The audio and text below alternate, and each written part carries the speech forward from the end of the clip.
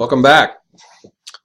So this is our next little exercise in learning how to use functions. And in our previous exercise, we kind of went over the basics of functions and input arguments and so forth.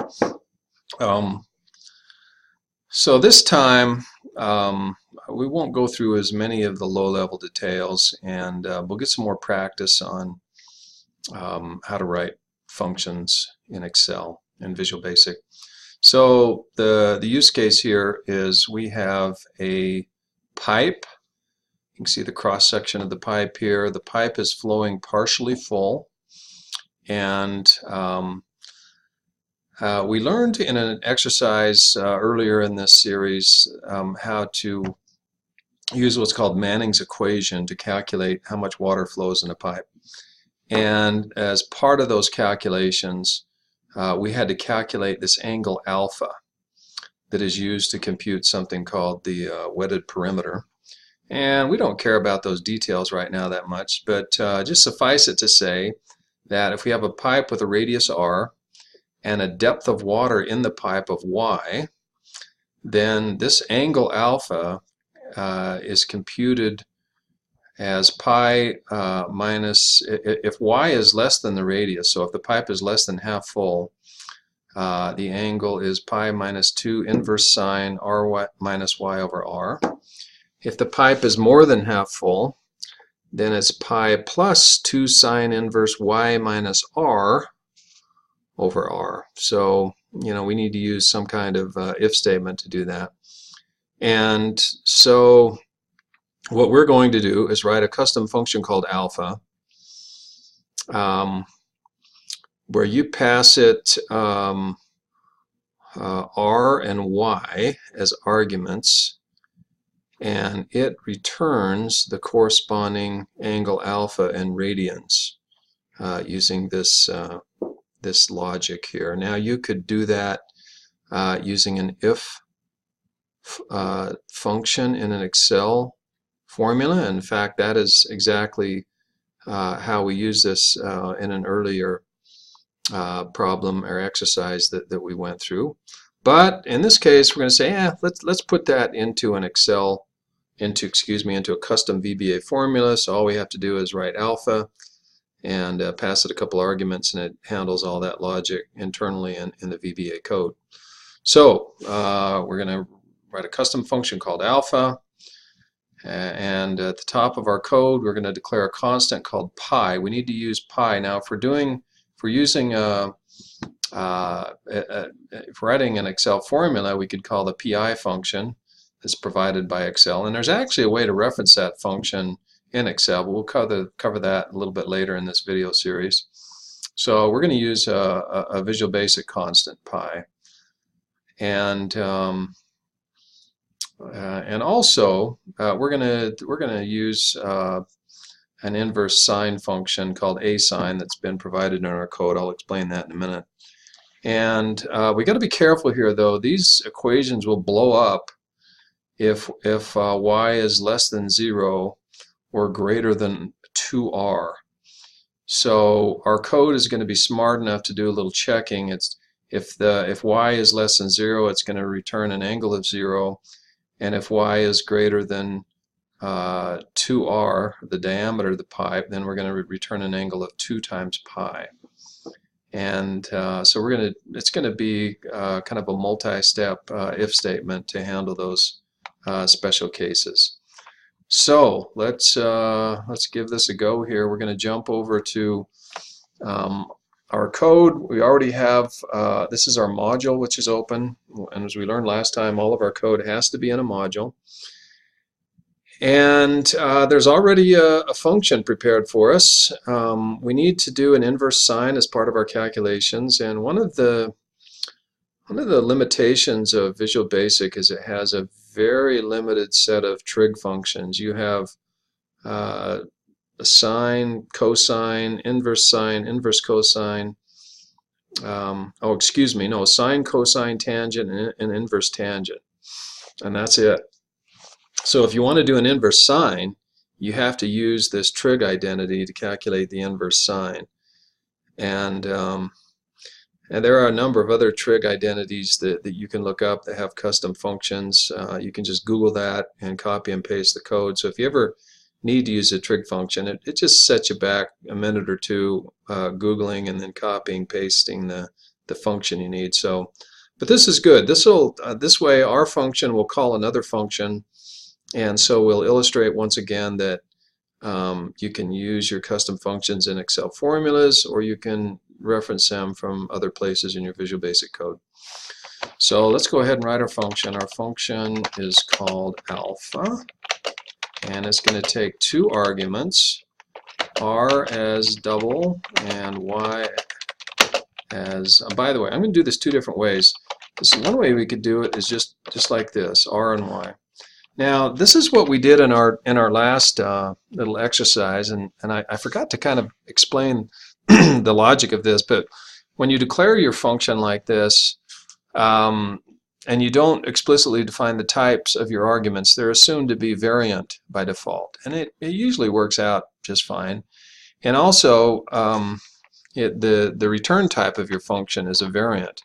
But we can also do this. If we want to explicitly define our types, we can say r is double, y is double, and then over here we write as double. And what that means is the return value generated by this function is a double. You can do it either way, just like declaring your variables. If you explicitly define the types of your arguments, then if you declare it as a double and then a user passes a string as input to your function, then you'll get an error message of a type mismatch. If you declare it as a variant, then the user can pass anything into it, and you can get into a little bit of trouble with that. But you can do it either way.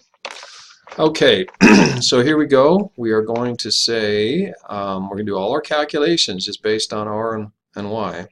So the first thing we're going to do is we're going to say if y is less than or equal to 0, then alpha equals 0. So we're handling that special case. We don't want, if y is negative and we pass it to our formula, then we would run into some serious problems. So we're going to avoid that. And then we're going to say else if y is greater than or equal to 2 times r, then, so in this case we're checking to see if the pipe is full or more than full. It can't physically be more than full, but the user could pass a value of y that represents something that's greater than the diameter of the pipe. So in this case we're going to say alpha equals 2 pi, but I forgot a step. We need to define our constant. We're going to say constant pi as double equals 3.14159.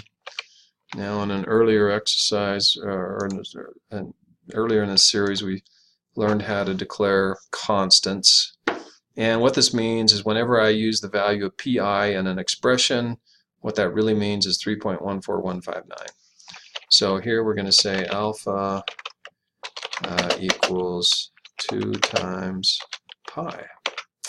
Okay. And now we're going to say else if y is less than r, then, and that brings us over to this function, pi minus 2 sine inverse r minus y over r. So alpha equals pi minus 2 times a sine y minus r over r. I think I got that right. Oops, r minus y over r. I got it backwards. Okay, r minus y over r. All right, finally, now I could say else if y greater than r, but I don't need to do that because I've exhausted all the other cases. If it's not, at this point, if it's not less than r, it's going to be greater than r, so I can jump right to my next statement. I'm just going to copy and paste that code, and I think we change this to a plus, and this to a y minus r.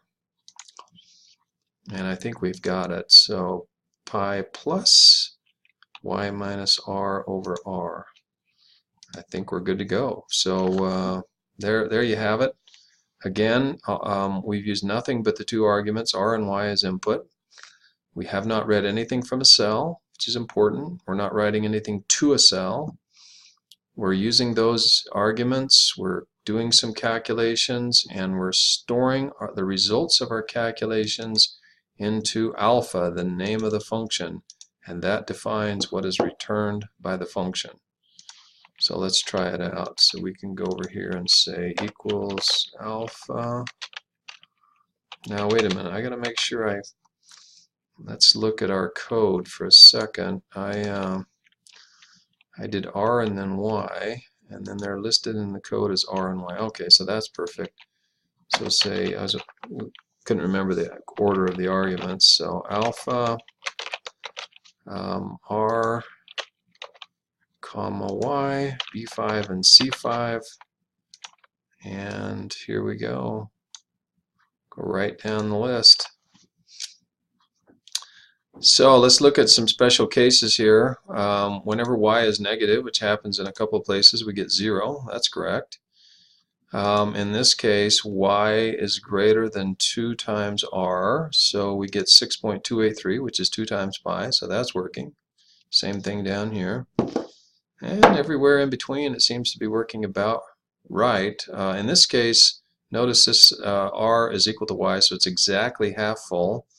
In that case, alpha would be equal to pi, so we get 3.142, and I'm sure if you expanded that out, you get 159, so that's exactly pi. So seems to be working great. And it's as simple as that, folks. Functions are your friends. Learn to use them, and you can do some great things in Visual Basic.